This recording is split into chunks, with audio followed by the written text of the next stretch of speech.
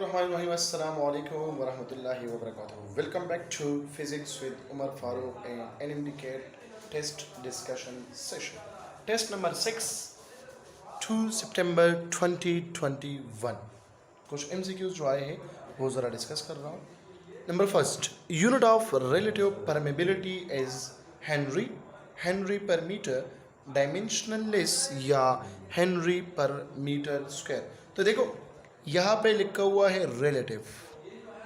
ठीक है, जब बात रिलेटिव का आ गया, यहाँ पे परमिटिविटी हो या परमिबिलिटी हो, उसका न यूनिट होता है न डायमेंशन होता है. सो the correct option in this MCQ that is dimensionless quantity.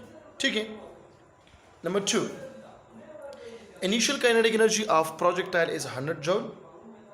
If it is projected at 60 degree, then potential energy of projected at highest point will be what? Highest point पे potential energy क्या होगा? देखो, ये हो गया horizontal component, ये हो गया vertical component. अब यहाँ पे ये एक पैराबोला पाथ है जिसको हम पाथ ऑफ प्रोजेक्टाइल कहते हैं. इस पॉइंट पे पोटेंशियल एनर्जी है, लेकिन ये पोटेंशियल एनर्जी कौन सा होगा? ग्रेविटेशनल पोटेंशियल एनर्जी होगा, जो बराबर है 1/2 mv² साइन स्क्वायर थीटा. क्या होगा? साइन स्क्वायर थीटा होगा. अब ये हाफ mv² किस चीज़ के बराबर है? काइनेटिक एनर्जी के बराबर है. कौन से काइनेटिक एनर्जी के बराबर है? पॉइंट ऑफ प्रोजेक्शन में या पॉइंट ऑफ टारगेट पे, दोनों पे. ठीक है, तो हम लिखते हैं potential energy is equal to kinetic energy into sine square of theta. अब यहाँ पे लिखा हुआ है 60, तो साइन 60 बराबर है √3 के. ये बराबर हो गया 100 का, और ये बराबर हो गया 3/4. तो ये हो गया 300/4 से जो भी आता है वो हमारा क्या होगा? आंसर होगा. ठीक है, मतलब ये √3/2 है. अगर स्टूडेंट कहे कि ये 3/4 किस तरह आ गया, तो साइन 60 डिग्री ये बराबर है √3/2. तो यहाँ पे क्या होगा? इस पे स्क्वायर लें, क्योंकि यहाँ पे स्क्वायर है, तो ये हो जाएगा 3 और नीचे ये स्क्वायर हो जाएगा तो 4, 3/4. तो ये 3/4 यहाँ से आया होगा. ठीक है, और यहाँ पे इनिशियल काइनेटिक एनर्जी कितना है? वो 100 है. Now number 3, a square loop of side 4 meter is placed in a magnetic field of 10 joule. Sorry, ये 10 joule नहीं है, ठीक है ना, ये 10 टेस्ला है. Surface of the loop is making angle of with the field of 60 degree. What will be the flux? तो flux आप लोगों को पता है, flux B is equal to BA cos of theta. B कितना है? 10. एरिया कितना है? 100 मीटर मल्टीप्लाई बाई मीटर, तो ये आ गया 4 मल्टीप्लाई बाई 4, ये आ जाएगा 16, और मल्टीप्लाई बाई cos 60 है, तो cos 60 बराबर है 1/2 का, तो ये आ जाएगा 160/2 which is equal to 80 weber. Option number C is the correct one. Number 4, Ohm's law is only applicable to semiconductors, resistor, current या कंडक्टर. कंडक्टर्स के लिए क्या है? ये एप्लीकेबल है, मतलब V is equal to IR. ठीक है, या I is equal to V/R for room temperature. Sorry, जहाँ पे टेम्परेचर क्या हो? कांस्टेंट हो. तो टेम्परेचर ये मेटल्स के लिए क्या होगा? ओहमिक मटेरियल के लिए ये क्या होगा? ये एक्सेप्टेबल होगा, और नॉन ओहमिक मटेरियल के लिए क्या होगा? ये ओबे नहीं होता. सिर्फ ओहमिक मटेरियल के लिए ये ओबे होता है. तो सेमीकंडक्टर या रेजिस्टर इसके लिए क्या है? ये नॉट एप्लीकेबल है. ठीक है. Number 5, the light we are seen is visible infrared, ultraviolet या नन ऑफ अबव.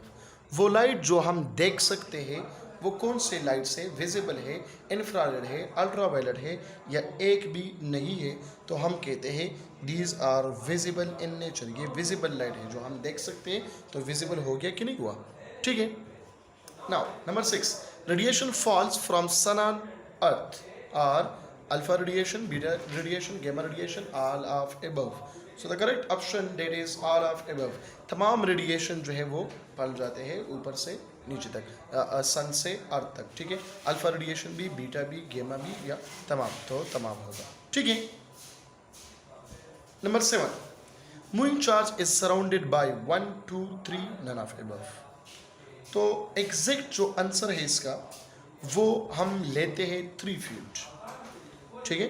3 फील्ड इसका आंसर है, क्योंकि जब भी एक चार्ज मोशन करता है तो 3 किस्म के फील्ड इस पे होंगे। कौन कौन से?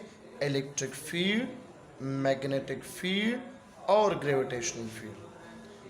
वो अलग बात है कि ग्रेविटेशनल फील्ड बहुत ज़्यादा नेग्लिजिबल है, हम इसको अप्रॉक्सीमेटली 0 लेते हैं। कितना नेग्लिजिबल है? 10⁻³ टाइम नेग्लिजिबल है। लेकिन यहाँ पे सिर्फ लिखा हुआ है moving charge is surrounded bye. जब मूविंग चार्ज सराउंडेड बाय है तो वो कितने होंगे? 3 1 2 3 फील्ड सिर्फ होंगे। कितने फील्ड होंगे? 3 फील्ड होंगे। 2 फील्ड कभी भी नहीं होता। 2 फील्ड कौन से केस में होता है? सिर्फ इलेक्ट्रोमैग्नेटिज्म के दरमियान। जब हम पढ़ते हैं कि in electromagnetism moving charge is surrounded by 2 field, क्योंकि वहाँ पे जो हम मैग्नेटिज्म को स्टडी करते हैं वो इन केस ऑफ इलेक्ट्रिसिटी पढ़ते हैं, ठीक है बेटा।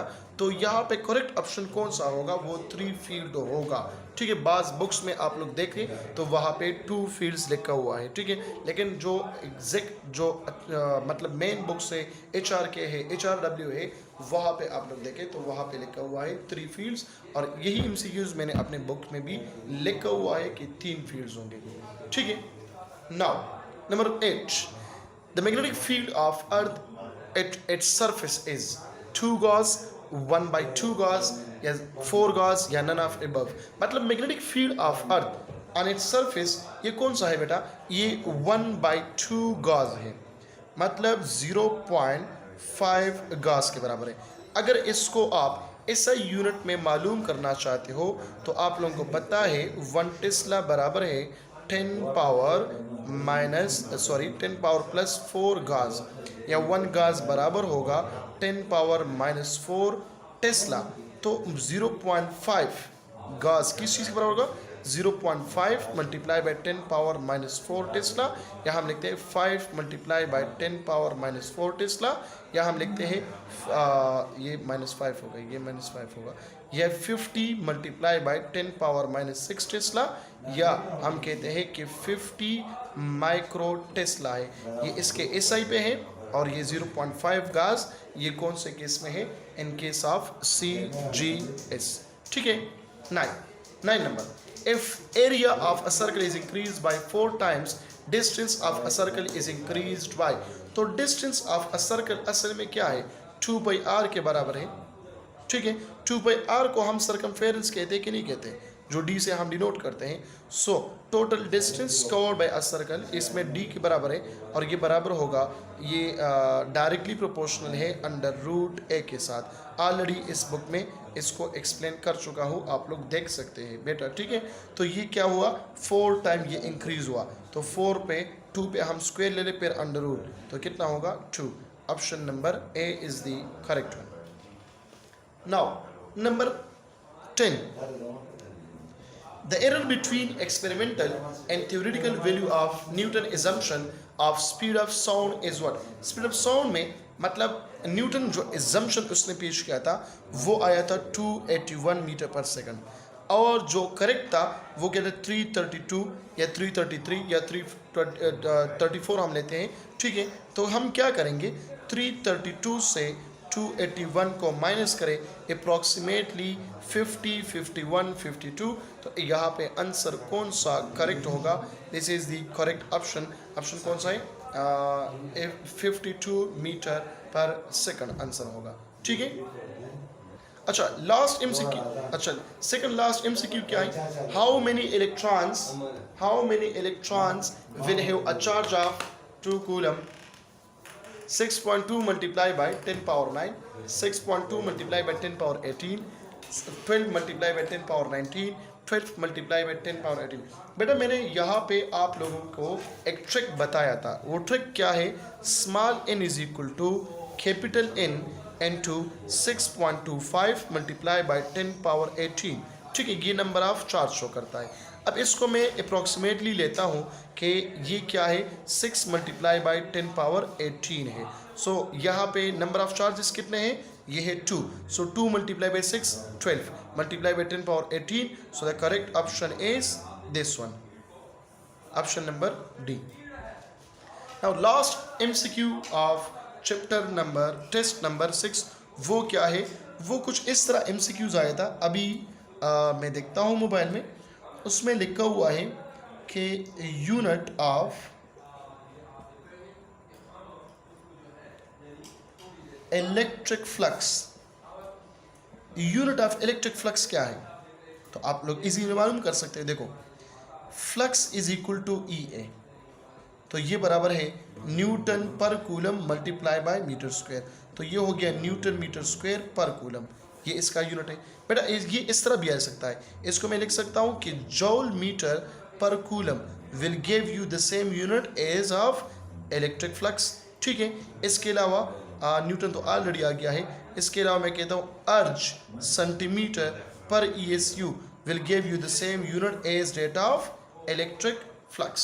सो ये MCQs आए थे टेस्ट नंबर 6 में, जो कल हुआ है 2 सितंबर 2021 में, और 3 नंबर सितंबर में जो भी टेस्ट हो जाए मॉर्निंग इवनिंग, वो इंशाल्लाह अगली वीडियो में मैं डिस्कस करता हूँ। अपना बहुत सारा ख्याल रखिएगा, थैंक यू सो मच। और ये वीडियोस जो है अपने दोस्तों के साथ शेयर करें कि उन लोगों को भी कुछ ना कुछ फ़ायदा मिले, और आप लोगों के जितनी भी क्वेश्चंस हैं वो क्वेश्चन जो मैंने डिस्कस नहीं किए और टेस्ट में आए थे वो भी आप लोग कमेंट सेक्शन में बता दें, वो मैं डिस्कस करूँगा। ठीक है, अगले वीडियो में। अपना बहुत सारा ख्याल रखिएगा, थैंक यू सो मच, अल्लाह हाफिज़।